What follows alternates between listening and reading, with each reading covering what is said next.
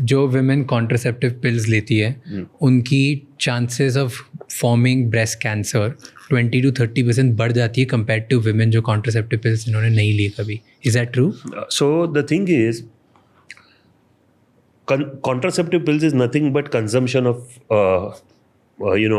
hormones, and that's how you achieve contraception. Again the same thing. Correct. So the highest risk वो patients को होती है जो menopause के बाद हार्मोन रिप्लेसमेंट थेरेपी लेते हैं, high dose of hormones for a period more than 2 years and a combination pill जिसमें ईस्ट्रोजन और प्रोजेस्टेरॉन होता है.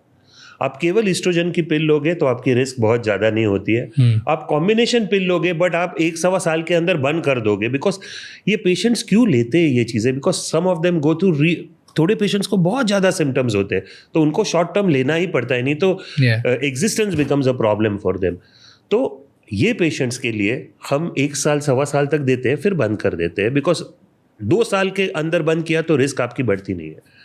Now oral contraceptive pills are also hormones and they have also combination pills, but ये low dose होती है.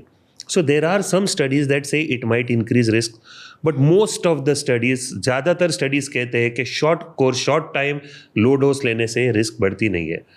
Most people use these kinds of contraceptions early on in their lives. Yeah.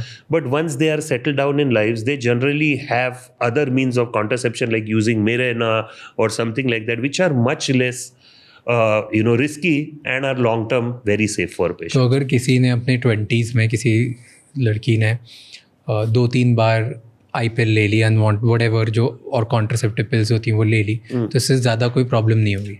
होनी नहीं चाहिए. Okay. No data to support it. Thank you so much ये clip and तक देखने के लिए. अगर आपको और भी ऐसी क्लिप्स देखनी है तो राज शमानी क्लिप्स चैनल को सब्सक्राइब कर लीजिए.